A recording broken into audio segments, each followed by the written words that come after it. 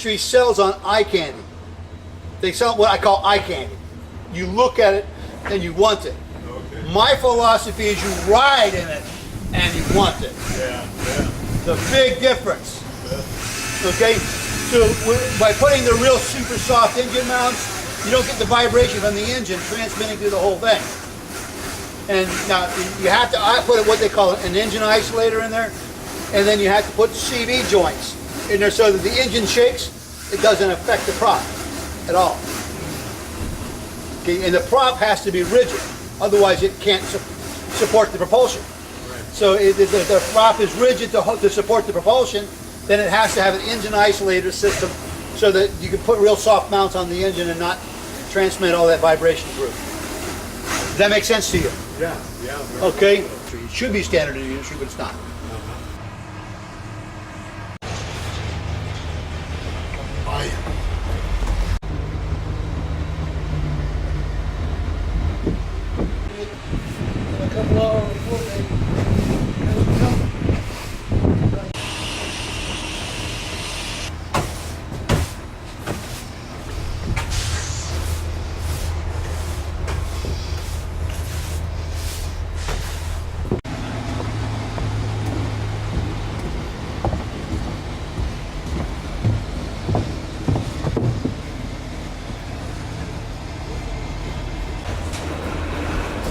A real light layer of fiberglass here underneath it. That's called the skin coat, and that's built in there to protect it from mold.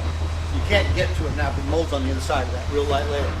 Now, the reason there's no heavy fiberglass here is this piece is going to be cut out. Okay, there's no reason to put it there. Is you have a skin coat. That's the skin coat here. We're going to sand and paint when it comes out.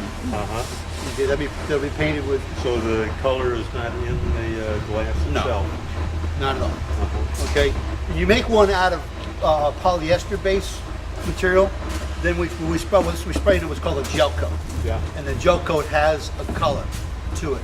But for this is going to be grounded and painted and grounded and painted and grounded and painted. So we don't need to put the base in there. Okay. It is an epoxy base. Now, epoxy is non-porous, but polyester is porous. Basically. Anyways, epoxy is much more flexible. And so for what we're doing, it's also much harder to work with and much more expensive. And so the smaller boats, the market doesn't justify making it epoxy because those boats are not normally left in the water for long periods of time. For this boat, the market justifies using an epoxy because it is going to be left in the water. Yeah. Okay, and when it's left in the water, you don't want the pores to soak up water. So this has a base coat, what we call a skin coat, and then it's got a couple layers of triaxle. And triaxle's got 60% of its strength this way, 20% of its strength this way, and you can see the mesh, okay, and 20% of its strength going this way. For the sides, we want our strength going here. For the floor, we want our strength going long ways. It's different. Basically, this has 6 layers of the triaxle product, the Seartex triaxle product on it. It has 4 layers running long ways, 2 layers running sideways. Now, actually, this only has 3 layers right now. There'll be 3 more layers put on it later. Really? Okay.